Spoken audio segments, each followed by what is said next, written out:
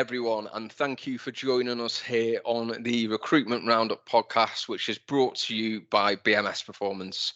For those of you that are joining us for the first time, BMS Performance is a specialist sales and marketing recruitment consultancy. For the last 30 years, we've been helping businesses across the UK recruit for vacancies at every level. I'm your host, Mike Leather, and every week I'll be joined by a new guest where we'll get stuck into the latest trends in regards to recruitment. We'll talk about insights, we share ideas, we share experiences, and ultimately we look to provide value to fundamentally help you, whether or not you're a hiring manager, a business leader, or part of an internal talent team, to recruit smarter, faster, and more effectively. I'm delighted to be joined today by the head honcho, Phil Mellows-Fascia. Phil, welcome to the show. Thanks, Mike. Good to be here. Great to have you here. And today we're going to be talking about how to master skills-based recruitment to expand your talent pool. It's a really meaty subject. Looking forward to getting stuck into it. But by way of introductions, Phil, as we always do now, why don't you start by talking a little bit about yourself, what you do at BMS, and introduce the audience to you. Sure. As you said, my name's Phil. I've worked at BMS for just coming up to 20 years now. So lots of experience in recruitment. I've worked across different teams, whether that's field sales recruitment, office-based sales recruitment, marketing recruitment, grad recruitment. So lots of variety there. And clearly now my job is to encompass everything that we do, including engineering recruitment as well, and all our offerings. Yeah, superb. Great. So skills-based recruitment, I think some of the audience will be aware of what that is. Other people might be thinking, what is it? It's certainly a growing theme, as we're going to discuss today in the podcast. There's loads of benefits to it. But what does that mean to you, Phil, skills-based recruitment? In a nutshell, it's putting to one side somebody's education and the facts of who did they work for and what job did they do, and looking at them as an individual and looking at their broad skills and how they can be pieced together to do a job for somebody. Yeah. So, everyone has to take all of it into account, but it's a different way of looking to try and find the person that you really want. Yeah.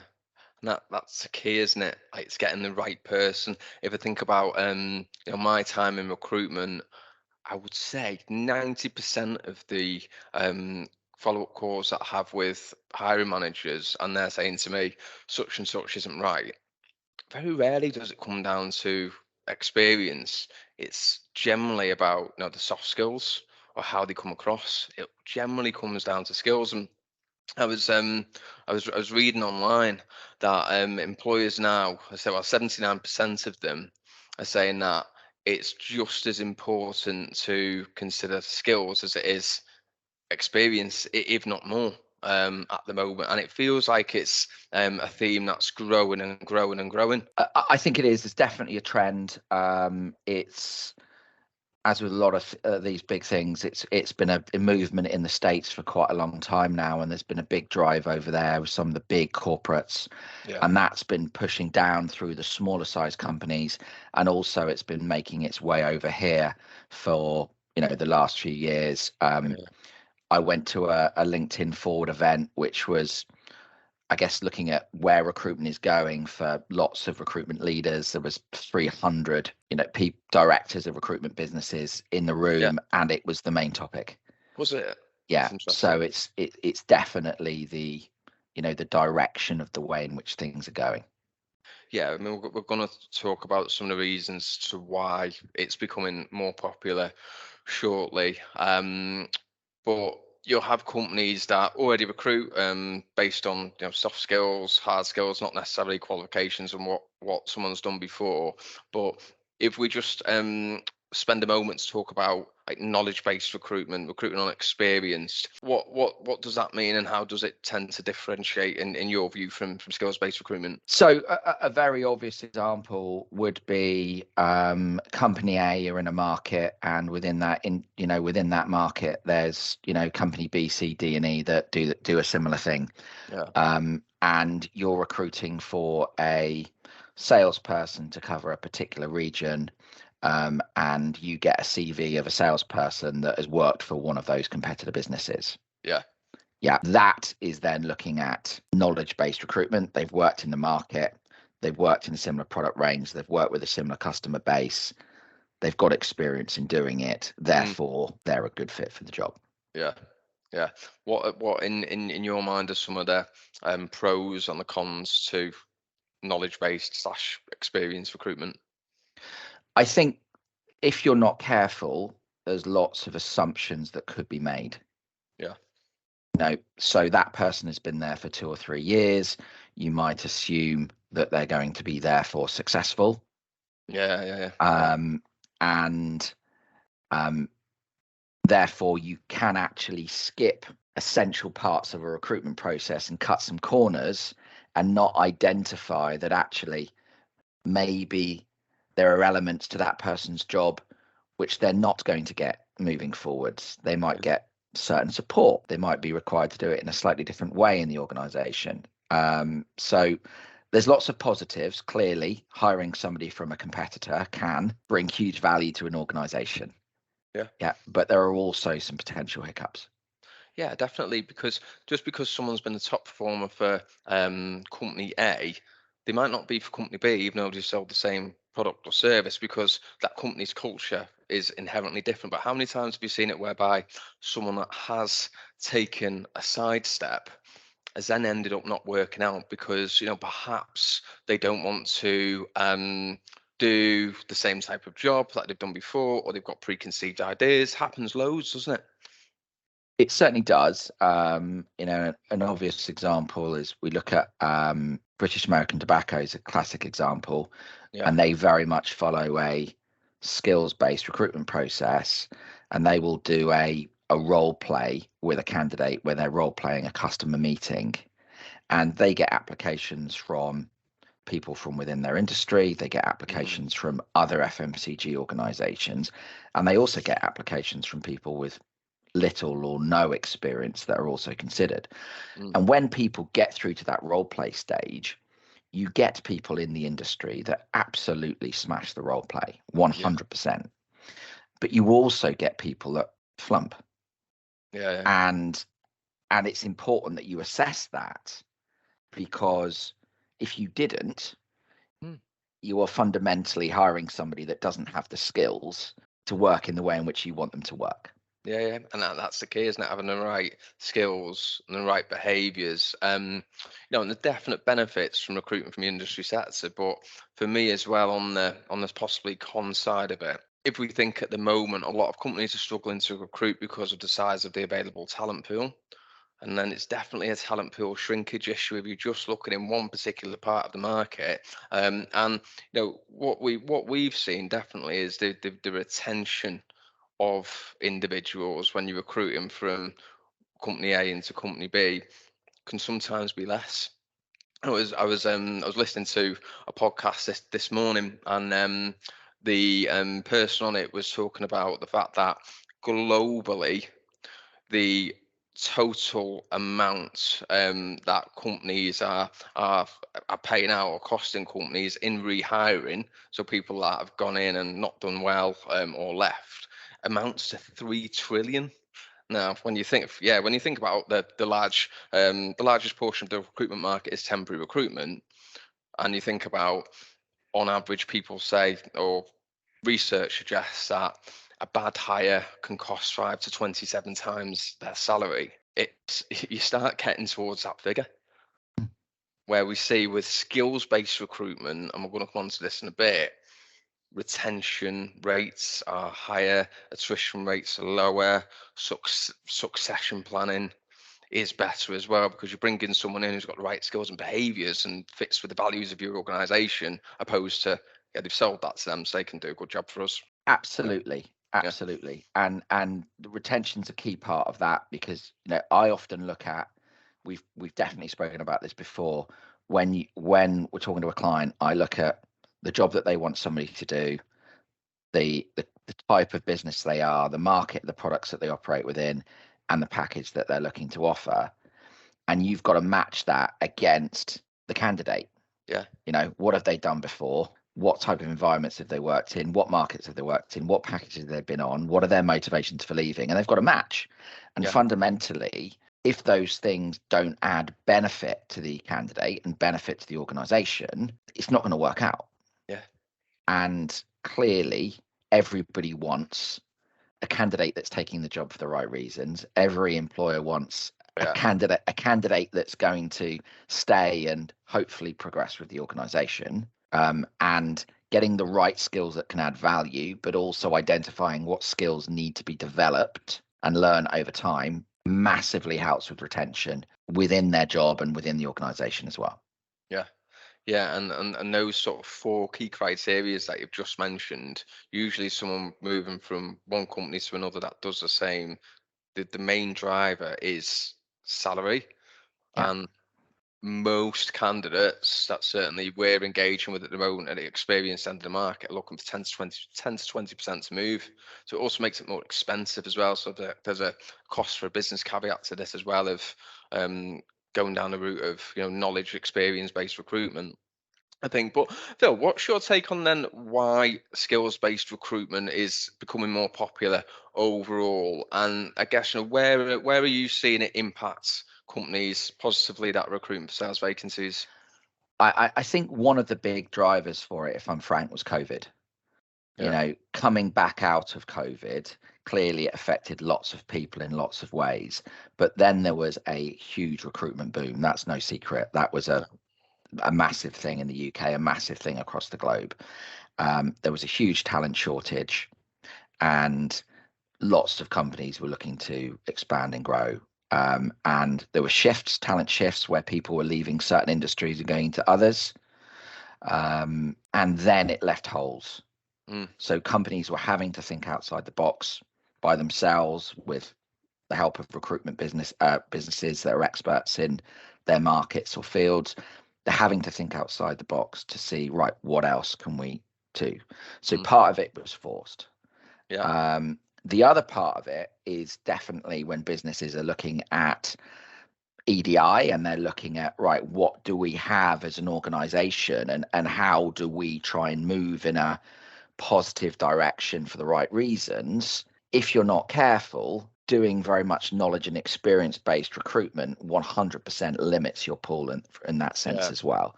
So there's a kind of 2-pronged attack that I can see that's happening in the market. Some of it forced, some of it, positive steps being taken.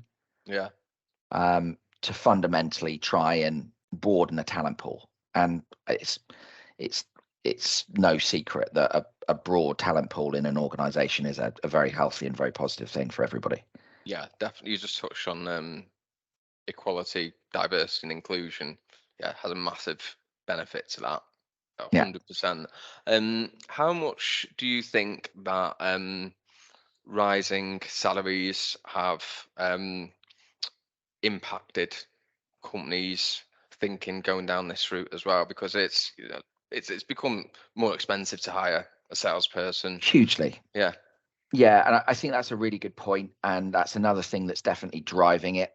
Coming out of the COVID boom, salaries were ridiculous, and people were getting huge pay rises, and companies just simply couldn't afford it.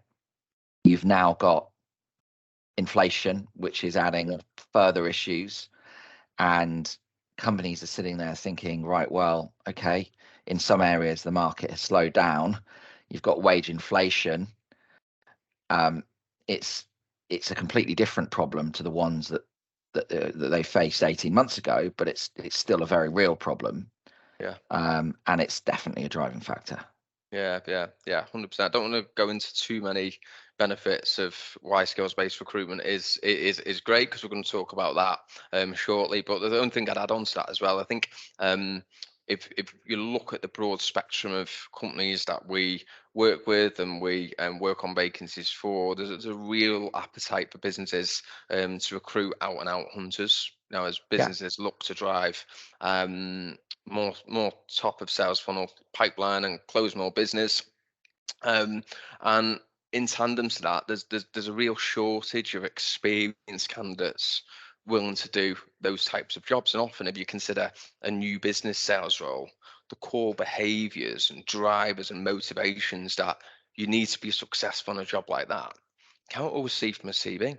No. It's very hard to look at it, a CV of someone of a new business salesperson, say, right, you've done a great job for them, but you can come and do a good job for us. And where I've certainly seen success with clients I've worked with and also recruiting for BMS is recruiting people who have got the right drivers, motivations and desire can often be a better fit for those specific roles. So I think companies are definitely cotton on to that and are starting to open up in terms of what to look at. We're placing lots of graduates now into internal new business roles, and more companies are actually going down that route where ordinarily they might have tried to recruit an experienced new business hunter, and that's just a really, really hard person to find these days as well. Yeah, and actually, field sales and office-based sales emerging off the back of COVID, because very few field reps are in the field 5 days a week now. Very few office-based salespeople are office-based 5 days a week now. Yeah. Zoom meetings, Teams meetings, they're a real thing. Yeah. And so actually their skills, which is clearly what we're talking about today, are merging. And so it opens up the opportunity to recruit from the other pool as well. Yeah. Yeah. So that goes down the route, Phil, I think, of looking at what does a traditional field sales role look like now. And we had a client that we spoke to only earlier this week, myself and a colleague, and they wanted someone that had got 3 years territory management experience. And what does that even mean now? And they wanted to see that, on a CV. Most people don't spend 4 or 5 days a week out in the field. So, and again, that's exactly hard. Yeah, and that narrows the talent pool down again. Yeah, and of course, previously, office-based salespeople, you could argue on the flip side, wouldn't have been self-sufficient, wouldn't have been working. There's often a lot of concerns with their level of motivation and what are they going to, do when they're given so much autonomy. Yeah. Whereas, they've got that 2-3 days a week, in some instances 5 days a week now already. Yeah, and office-based salespeople now go on a hell of a lot more face-to-face meetings than they would have done previously. Back in the day before COVID, we might have gone on one a week. The people that work for BMS are generally on face-to-face meetings every single day. Yeah. So then that's a different dynamic again. So Phil, for the audience that are listening, thinking, right, this sounds interesting. It's piquing my interest in terms of skills-based recruitment, but we don't do that at the moment. We typically always try to find people from our industry sector. Yeah. How does a company shift to the style of recruiting? It's definitely a journey. It needs to be planned. So you've got to look at a number of things. So job descriptions from an EDI perspective, how do you write them? What language is used? Yeah. That is key. From a skills perspective, identifying at the front end, what do we need? What is essential? What is trainable? What are the can-do withouts? No candidate ticks every single box. I think everybody can accept that. Yeah. So what are the areas that, and deciding upfront, what are we focusing on? What are the key primary skills?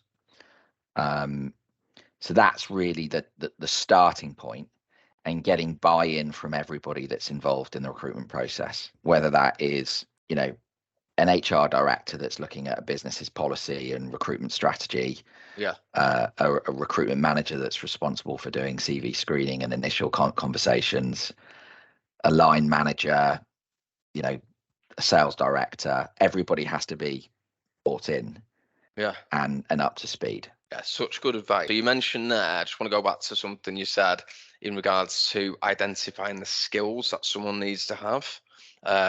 What you're looking for them specifically to demonstrate, what do they need to do in the role? Like, how would you advise hiring managers do that? Like, what do they need to be doing to actually identify those skills? What should they be looking for? It's a really good point. It's breaking down the elements of a job. Yeah. So it's looking at the fundamentals of a job And as an example, if you look at sales, you might want to break down sales. And if you look at our graduate assessment center, we break it down into relationship building, communication style or skills, resilience, tenacity, a number of others. But it's just very much looking at each of those things and then thinking, where could somebody have got those from?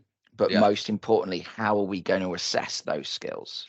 And that's the key, isn't it? It's having that interview process. And I do want to talk about this. So interview process and structure in order to unearth them. Because if they're not on a CV specifically, then sometimes they might not get picked up. But like you've just mentioned, an assessment process. What else could companies be doing within an interview process to shift to this style of recruiting? Of course, it's so a couple of examples that spring to mind might be, I mentioned earlier on, a role play. Yeah. Rather than talking about, okay, you're at that company, what deals did you do, blah, blah, blah. Let's just pretend for a second that you're working for us and, this is the scenario. Let's role play a meeting. Yeah. Or let me pretend that I was a target customer at your old business. Let's role play a meeting and seeing how they do that. Do they have a defined process? Do they have structure? Yeah. Do they build a rapport? Do they do those things? And also, you do then also have to look at, okay, they might not have the proven sales experience, but let's give you a scenario. Let's let you absorb that scenario and give you a little bit of a hint in terms of what we're looking to expect.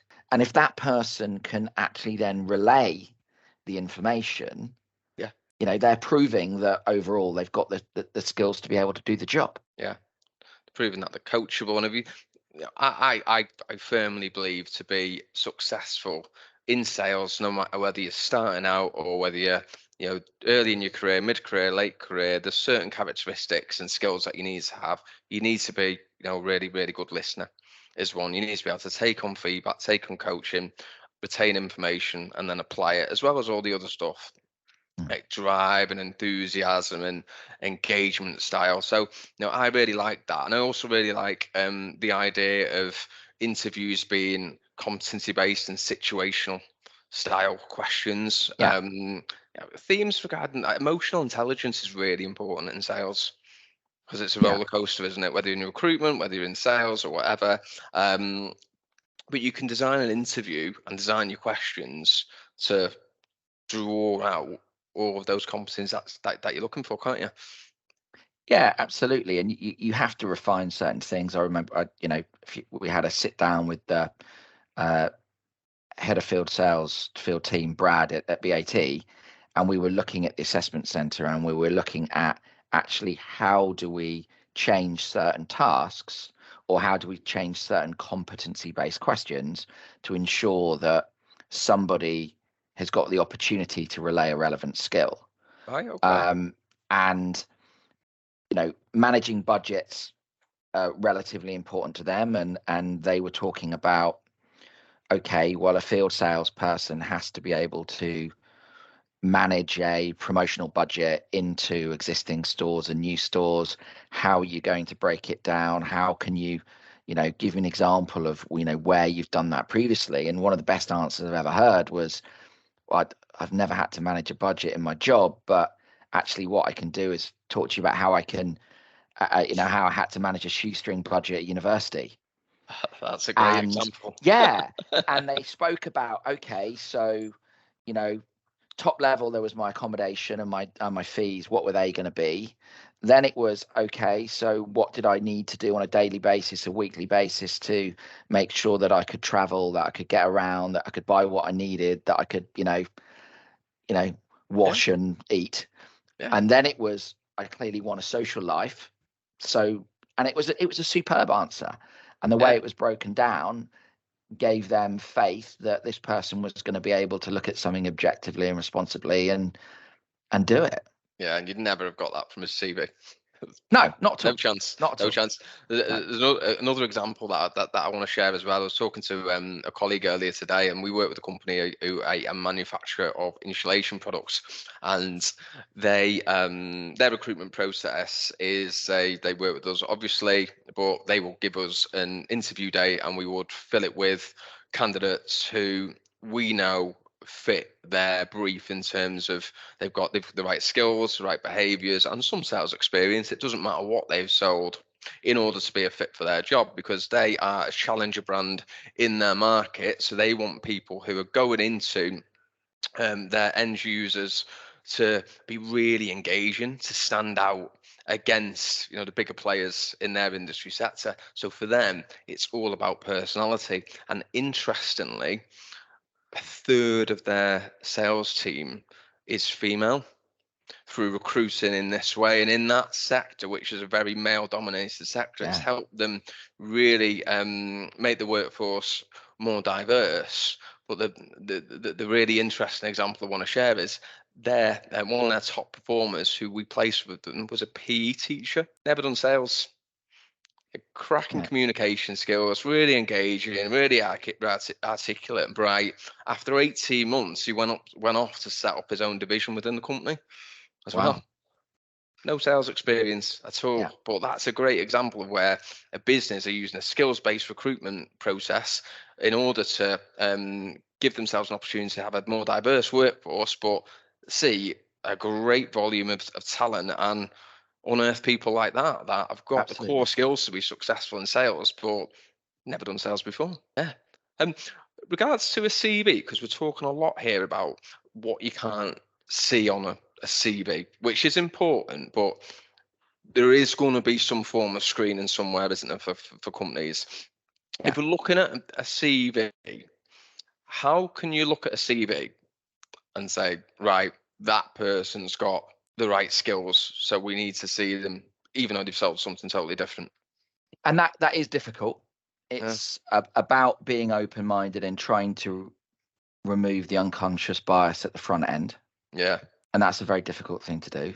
And the first thing you've got to do is look at what are we doing right now, and accepting the fact that what you're doing is not perfect and you need to, make mistakes. And like I said at the beginning, it's a journey, right? Yeah. It comes from actually how you're writing your job description, because a lot of people will try and amend a CV to a job description.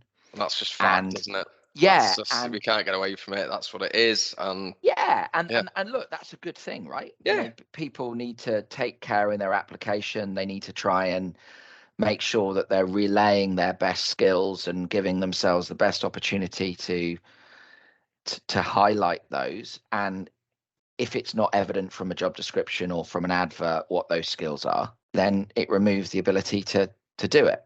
Then on the company side as well, when you're sitting there looking at a CV, PE teacher, classic example, is thinking, right, okay, what skills could they have?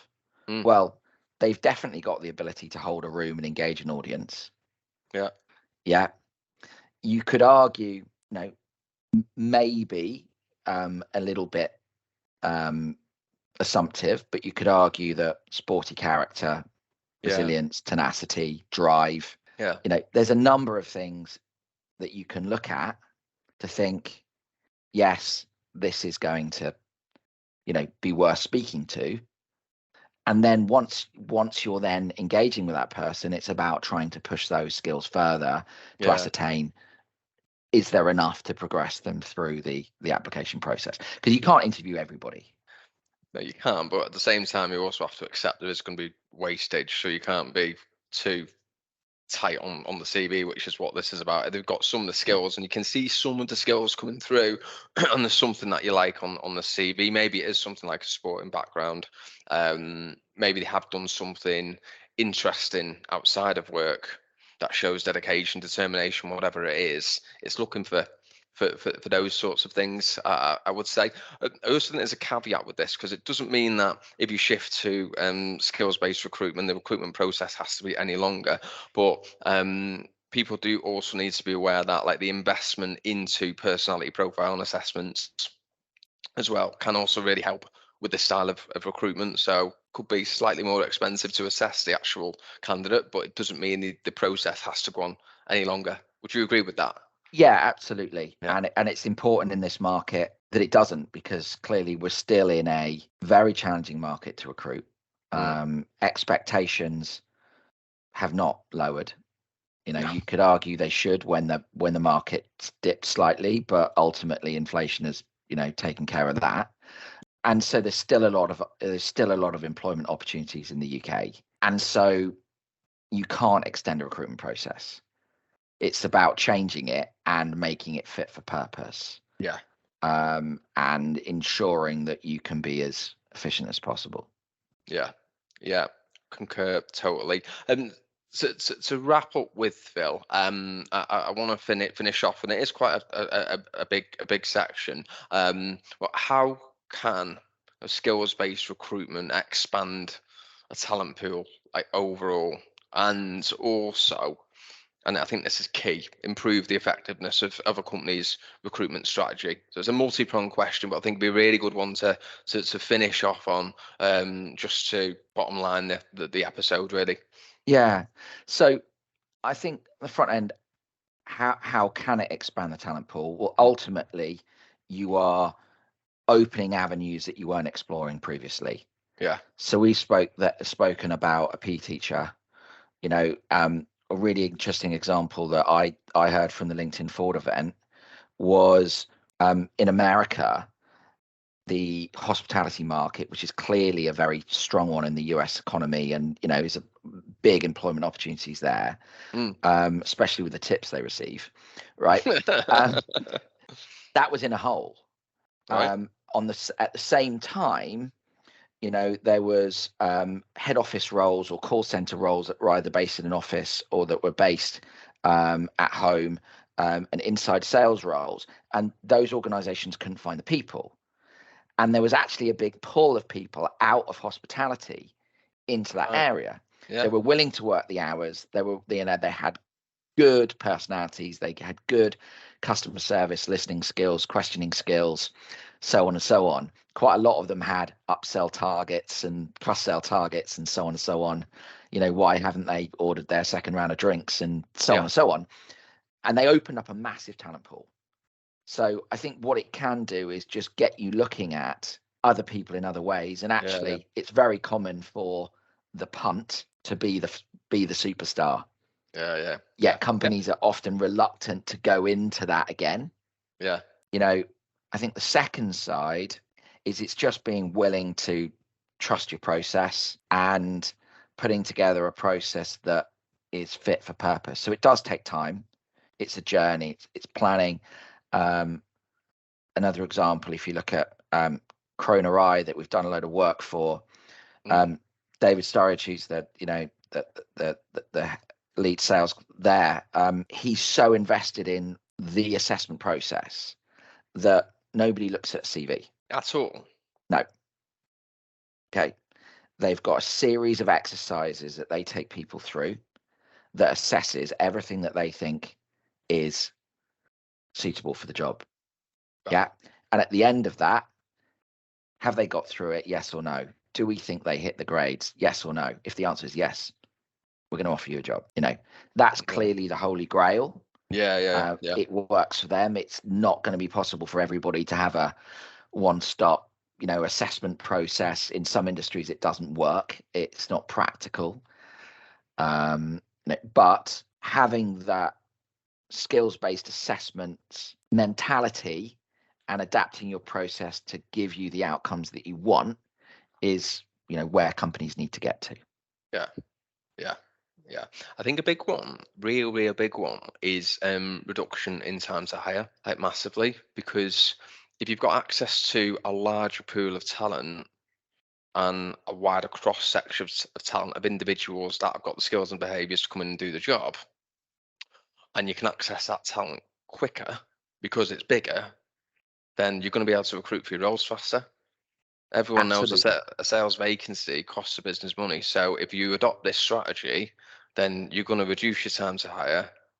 reduce the length of the recruitment process by default, save money, and also what you tend to find is that if you're recruiting someone with the right skills and behaviours, they can sometimes come in and hit the ground running quicker anyway. I was doing some research. I had this podcast myself, and Corn Ferry estimate that in 2030, 85 million vacancies across the world will go unfilled due to talent shortages and skills, and the talent shortages are due to a lack of skills, perceived skills. Now, that doesn't mean that the talent in the talent pool doesn't have the skills. This is generally because, or it's perceived to be because of outdated recruitment processes. By sticking with a knowledge, experience-based recruitment strategy, recruitment process, we're actually contributing to the hugely. global skill shortage. Hugely. Yeah, absolutely. And I was reading an article yesterday about AI and prompt engineers and how prompt engineers are going to be the next big thing. Very few people have been a prompt engineer before. Yeah. So when something is so new, how do you identify, or how do you recruit somebody? You either look for a needle in the haystack, and you keep on looking and keep on looking and keep on looking whilst everybody else is moving forward and you're standing still. Or you actually think, well, what's required to be a prompt engineer? Yeah. What do we actually really need? Where could they have got those skills from? And let's go out there and get them. And I accept everybody wants to interview a certain number of people in their own mind until they feel comfortable making a decision. Yeah. Now, sometimes companies have to go beyond that because they just don't have the volume. But actually looking at skills enables you to have that volume quicker. Yeah. Have a look at what's out there, make an informed decision, particularly if you use the skills-based interview process, assessment process, to then actually judge what are you getting at the back end of it. Yeah. And I think, Phil, that is a great way to wrap up the podcast. So thank you very, very much for coming on and joining us. It's been a pleasure to have you on to finish off season 1 with. So thanks very much. Thanks for having me. So thank you to everyone that has tuned in and joined us on Spotify, Apple, or has watched on YouTube for this first season of the Recruitment Roundup podcast. We will be back for season 2 on the 14th of June, and we look forward to everyone joining us again. So that wraps up another episode of the Recruitment Roundup podcast. Thank you very much for listening to the show, to watching the show. We really appreciate your support. It would be absolutely fantastic if you could give us a rating on Apple, on Spotify, give us a review.